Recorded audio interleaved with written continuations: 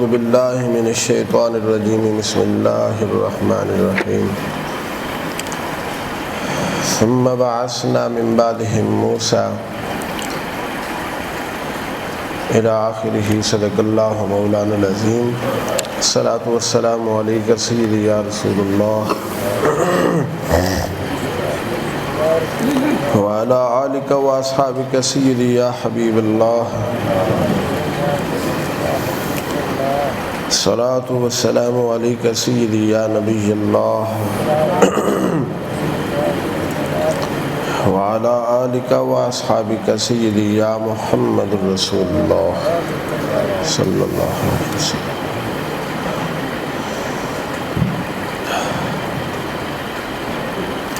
ثم بعثنا من بعدهم موسى وهارون إلى فرعون وملئه بآياتنا، پھر ہم نے بھیجا ان کے بعد موسیٰ علیہ السلام اور ہارون علیہ السلام کو فرعون اور فرعون کے درباریوں کی طرف اپنی نشانیاں دے کے. فاستکبروا، پس انہوں نے تکبر کیا. وکانوا قوما مجرمین، اور وہ مجرم قوم تھے. فلما جاءہم الحق من عندنا، پس جب ان کے پاس حق آیا ہماری طرف سے، قالوا، تو وہ کہنے لگے، ان ھذا لسحر مبین، بے شک یہ تو بہت بڑا جادو ہے. سورۃ یونس کی آیت نمبر 75 اور 76 آپ نے سماعت فرمائی ہے. اللہ رب العزت جل جلالہ نے حضرت موسیٰ علیہ السلام کا دوبارہ ذکر خیر فرمایا. پہلے بھی حضرت موسیٰ علیہ السلام کا ذکر گزر چکا ہے. وقتاً فوقتاً، ضرورت کے مطابق جیسے جیسے معاملات پیش آئے، اللہ تبارک و تعالی نے بارہا ذکر فرمایا. قرآن مجید میں حضرت ابراہیم علیہ السلام اور حضرت موسیٰ علیہ السلام کا ذکر خیر بہت زیادہ ہے، تمام انبیاء میں سے سب سے زیادہ. ویسے نبی علیہ السلام کا تو ذکر الحمد سے لے کر والناس تک یہ سارا حضور علیہ السلام کا ہی ہے. اس کے بعد اگر سب سے زیادہ ہے تو موسیٰ علیہ السلام کا اور حضرت ابراہیم علیہ السلام کا. پیچھے آپ سماعت کر چکے ہیں، کفار مکہ نے کہا تھا کہ ہمارا عقیدہ آسمانی عقیدہ ہے، یہ اللہ تبارک و تعالی نے ہمیں دیا ہے موسیٰ علیہ السلام کے وساطت سے. آپ کو چونکہ موسیٰ علیہ السلام کی اور تورات کی خبر نہیں ہے، اس لیے آپ ہم پر اعتراض کرتے ہیں. تو اللہ تعالیٰ نے سب سے پہلے حضرت نوح علیہ السلام اور اس کے بعد کچھ نبیوں کا ذکر کرنے کے بعد اب پھر موسیٰ علیہ السلام کا ذکر خیر فرمایا، تاکہ ان کفار پر بات واضح ہو جائے کہ نبی علیہ السلام پر کوئی بات اللہ پاک نے چھپا کے نہیں رکھی. سارے انبیاء کرام علیہم الصلاۃ والسلام کی تعلیمات اور ان کے ذکر خیر سے اللہ پاک نے اب حبیب مکرم کو آگاہ فرما دیا ہے. اللہ فرماتا ہے حضرت نوح علیہ السلام اور دیگر انبیاء کے بعد پھر ہم نے موسیٰ علیہ السلام اور ہارون علیہ السلام کو بھیجا فرعون اور فرعون کے درباریوں کی طرف. اللہ تعالیٰ نے بتایا کہ ہم نے انسانوں کو یوں ہی آزاد نہیں چھوڑا، بلکہ اللہ تبارک و تعالیٰ نے ہر دور کے اندر انسانوں کی رہبری اور رہنمائی کے لیے انبیاء کرام کو مبعوث فرمایا ہے، اور انبیاء کے نائبین کو پروردگار جل وعلا نے انسانوں کی طرف مبعوث فرمایا ہے. جانوروں کو آزاد چھوڑ دینا یہ ان کے لیے آزادی نہیں ہے، بلکہ ان کے لیے ہلاکت کا سامان ہے. وہ کسی کا نقصان کریں گے، کسی کی گولی کے زد میں آ جائیں گے وغیرہ وغیرہ، ہلاکت میں جائیں گے. ایسے ہی اللہ تبارک و تعالیٰ نے انسانوں کو آزاد نہیں چھوڑا، بلکہ پروردگار عالم جل جلالہ نے اپنے نبیوں کی وساطت سے انسانوں کو اپنی رحمت کا خاص حصہ عطا فرمایا ہے. جو نبی کی رہنمائی اور رہبری کے علاوہ زندگی گزارتا ہے، دنیا میں بھی ہلاکت ہے، آخرت میں بھی ہلاکت ہے. اللہ پاک فرماتا ہے ہم نے موسیٰ علیہ السلام اور ہارون علیہ السلام کو بھیجا فرعون اور فرعون کے درباریوں کی طرف، یعنی قبطی لوگ جو فرعون کے لوگ تھے. ان کو کیا کہتے تھے؟ قبطی لوگ، قبطی فرعون کی جو قوم تھی۔ فرعون یہ لقب تھا مصر کے بادشاہ کا، جو بھی بادشاہ ہوتا اس کا لقب کیا ہوتا؟ فرعون، نام اس کا جو بھی ہو۔ یہ جو موسیٰ علیہ السلام کے دور کا فرعون تھا، اس کا نام تھا ولید بن مصعب، اس کا نام تھا ولید بن مصعب، فرعون اس کا لقب تھا۔ حضرت موسیٰ علیہ السلام 3 بہن بھائی تھے۔ حضرت موسیٰ علیہ السلام چھوٹے ہیں، بڑے بھائی حضرت ہارون علیہ السلام ہیں، اور سب سے بڑی ان کی ہمشیرہ تھی حضرت مریم، ان کا نام تھا۔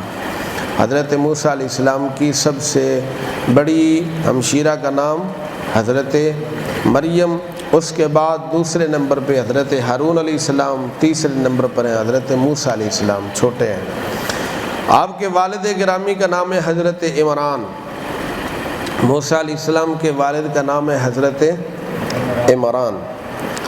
حضرت ہارون علیہ السلام اس سال میں پیدا ہوئے جو سال فرعون کے قانون کے مطابق بچوں کو زندہ چھوڑنے کا تھا، اور اللہ تبارک و تعالیٰ نے موسیٰ علیہ السلام کو پیدا فرمایا اس سال میں جس سال بچوں کو فرعون نے ذبح کیا، بچوں کو ذبح کرتا تھا، کیونکہ اس نے خواب دیکھا تھا، سازی دکھائی کہ جس سال فرعون نے بچوں کو ذبح کیا، اللہ پاک نے اسی سال حضرت موسیٰ علیہ السلام کو دنیا میں مبعوث فرمایا۔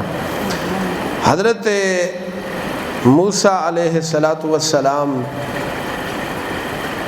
شاید میں الٹ بول گیا، حضرت ہارون کا شاید نام بولا۔ حضرت ہارون علیہ السلام بچے چھوڑنے والے سال میں پیدا ہوئے، اور موسیٰ علیہ السلام بچے جس سال میں ذبح کیے گئے اس سال میں پیدا ہوئے۔ حضرت موسیٰ علیہ السلام نے دعا مانگی اللہ تعالیٰ کی بارگاہ میں، وَاجْعَلْ لِي وَزِيرًا مِّنْ أَهْلِي هَارُونَ أَخِي اشْدُدْ بِهِ أَزْرِي۔ اے پروردگار، جب اللہ پاک نے فرعون کی طرف بھیجا نا موسیٰ علیہ السلام کو اپنا پیغام دے کر کہ جاؤ اب فرعون کی طرف جا کے ہمارا پیغام حق سناؤ، تو اس وقت حضرت موسیٰ علیہ السلام دعا مانگتے ہیں، پروردگار میں اکیلا ہوں، فرعون بڑا جابر ظالم ہے، اور ویسے بھی میری زبان میں کچھ لکنت ہے، زبان میں آپ کی نا کچھ لکنت تھی۔ جب چھوٹی عمر میں تھے، فرعون کی گود میں تھے نا، تو آپ نے داڑھی پکڑ لی تھی فرعون کی۔ موسیٰ علیہ السلام نے داڑھی پکڑی اور تھپڑ لگایا تھا فرعون کے منہ کے اوپر۔ اس کا مطلب ہے اللہ والے شروع سے ہی خدا کے دشمنوں کے دشمن ہوتے ہیں، غیرت آپ کے دل میں شروع میں ہی تھی۔ فرعون جو کہ دشمن خدا تھا، اس لیے شروع میں ہی آپ، ابھی بچپن ہے، فرعون کی گود میں ہیں، کیونکہ اللہ پاک نے موسیٰ علیہ السلام کو فرعون کے گھر میں پالا تھا نا، تھپڑ لگایا تو اس نے کہا یہ تو وہی بچہ لگتا ہے جو میری سلطنت کو تباہ کرے گا۔ تو حضرت آسیہ نے کہا نہیں، بچے ایسے ہی ہوتے ہیں، انہیں کیا سمجھ ہوتی ہے۔ اس نے کہا چلو ابھی امتحان کر لیتے ہیں۔ امتحان اس نے یہ کیا، ایک طرف پھول کا گلاب رکھا، ایک طرف آگ کا انگارہ رکھا، تو کہا امتحان کرتے ہیں یہ پھول کو اٹھاتا ہے یا انگارے کو اٹھاتا ہے۔ تو حضرت موسیٰ علیہ السلام نے ہاتھ بڑھایا پھول کی طرف۔ اس کا مطلب ہے کہ قدرت نے فطرتی طور پر طبیعت میں اچھی چیز کی پسندیدگی پیدا فرمائی ہے۔ آپ نے اس فطرت جمیلہ کے مطابق ہاتھ کس طرف بڑھایا؟ پھول کی طرف ہاتھ بڑھایا، لیکن فرمایا جبریل کام خراب ہونے لگا، جلدی سے ہاتھ پکڑو، اس طرف کر دو۔ تو حضرت جبریل نے ہاتھ پکڑا، انگارے کی طرف کیا، تو آپ نے وہ انگارہ اٹھایا، منہ کے اندر رکھ لیا۔ رب اشرح لی صدری ویسر لی امری واحلل عقدۃ من لسانی واحلل عقدۃ من لسانی یفقہوا قولی واجعل لی وزیرا من اہلی۔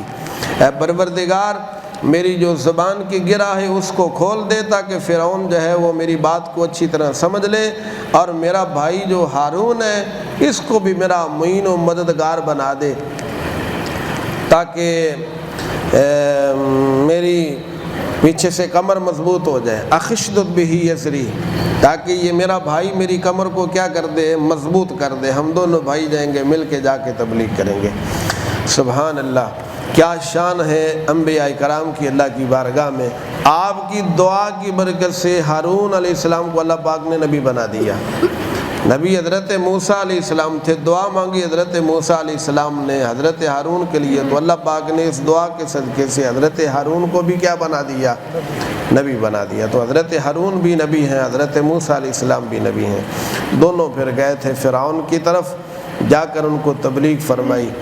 اللہ فرماتا ہے نشانیاں دے کر بھیجا تھا، بیااتینا، نشانیاں، معجزات، 9 معجزات آپ کو عطا فرمائے، جن میں سے 2 مشہور ہیں، ایک عصا اور دوسرا ید بیضا۔ اپنے ہاتھ کو بغل میں دباتے باہر نکالتے تو ایسے ہوتا جیسے 14ویں کا چاند ہوتا ہے، اور ہاتھ میں ڈنڈا تھا، وہ ڈنڈے کے بے شمار معجزات ہیں۔ اگرچہ عصا ایک معجزہ ہے، لیکن اس ایک معجزات کے اندر پتہ نہیں کتنے معجزات ہیں۔ پانی پہ لگائیں تو پتھر، پتھر پر لگائیں تو پانی، پتھر پر لگائیں تو پتھر سے پانی نکلتا ہے، اور پانی پر لگائیں تو پانی کیا بن جاتا ہے؟ پتھر بن جاتا ہے۔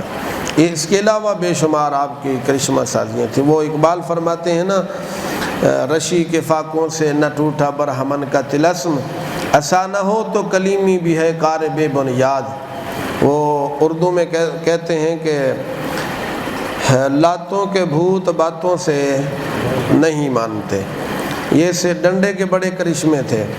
تو حضرت موسیٰ علیہ السلام کو اللہ پاک نے یہ عصا بھی عطا فرمایا اور ید بیضا بھی دیا۔ اس کے علاوہ 5 اور معجزات تھے، 7 غالباً، پانی کا خون بن جانا، مینڈکوں کا پھیل جانا، ٹڈیوں کا پھیل جانا، اور طوفانوں کا آنا، ہوا کا آپ کے قبضہ قدرت میں ہونا، یا دیگر بہت سارے اور تقریباً 9 معجزات۔ تو آپ معجزات لے کر گئے فرعون اور فرعونی لوگوں کی طرف، لیکن ان بدبختوں نے کیا کیا؟ فاستکبروا وکانوا قوم مجرمین۔ اللہ فرماتا ہے انہوں نے بجائے حق قبول کرنے کے تکبر کیا، اس لیے وہ مجرم قوم بن گئے۔ تکبر کرنے کی وجہ سے کیا بن گئے؟ موسیٰ علیہ السلام ہارون علیہ السلام کو اپنے سے کم تر سمجھا، خود کو افضل سمجھا، ان کو کیا سمجھا؟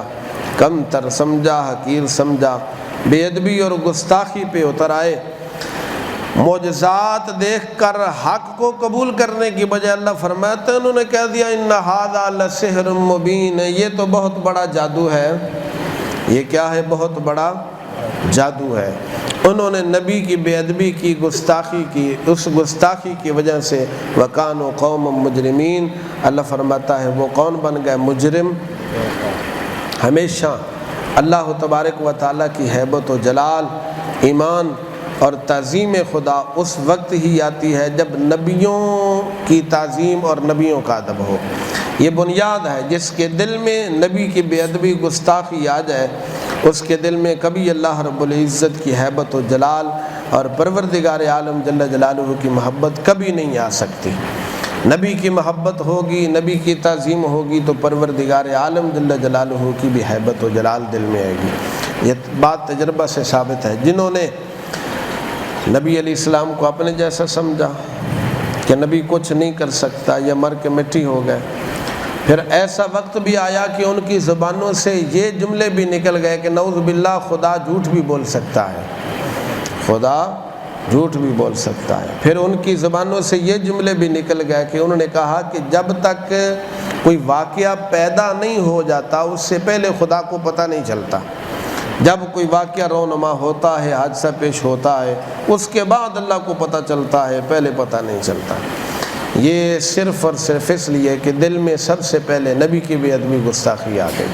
اگر دل میں محبت خدا آ جائے تو پھر یہ زبانوں سے لفظ نہیں آتے، بلکہ پھر وہ یوں کہتا ہے کہ سانو ایک ایک حرف یار دے نام دا دسدا وانگ قرآن، ہر دم یاد سجن وچ رہنا اے ہوئی ساڈا ورد گیان ہے، ہر دم صورت یار دی تکدیاں رہنا اے ہی سب عملاں دی جان ہے، آدم ساڈا دین کی پوچھنا ہے، ساڈا اے ہوئی دین ایمان ہے۔ دوسرے مقام پر اعظم چشتی فرماتے ہیں کہ محبوباں اُتے جڑا نکتہ چینی کرن تو باز نہیں ہوندا، محبوباں اُتے جڑا نکتہ چینی کرن تو باز نہیں ہوندا، اصل منافق جانیے اس نو ایویں جھوٹے پیار جتاؤندا سانو دسیا عشق دے مفتی نے جڑا مڑ مڑ پیا ایہو فرماؤندا جے آزم جتھے دل لگ جائے اتھے عیب نظر نہیں آؤندا۔ اللہ کریم جل جلالہ ہمیں نبی علیہ السلام کی محبت نصیب فرمائے، قرآن مجید فرقان حمید کا صحیح پیغام سمجھ کے استقامت عطا فرمائے۔ آخر دعوانا الحمدللہ رب العالمین۔ بسم اللہ الرحمن الرحیم۔ اللہم صلی علی سیدنا و مولانا محمد وبارک وسلم علیہ۔ پروردگار جل جلالہ ہم سب دی حاضر و شرف قبولیت عطا فرما، ہر غلطی خطا دی معافی عطا فرما، سب دیاں پریشانیاں دور فرما، مشکلات نو آسان فرما، دنیا آخر دی ہر دینی عزت عطا فرما، فکر و عمل دی اصلاح عطا فرما، بروز معاشر پیارے آقا و مولا صلی اللہ علیہ وبارک وسلم دی شفاعت طیبہ نصیب فرما، خاتمہ بالخیر نصیب فرما، صلی اللہ تعالی علی خیر خلقہ محمد وعلی آلہ وصحبہ اجمعین۔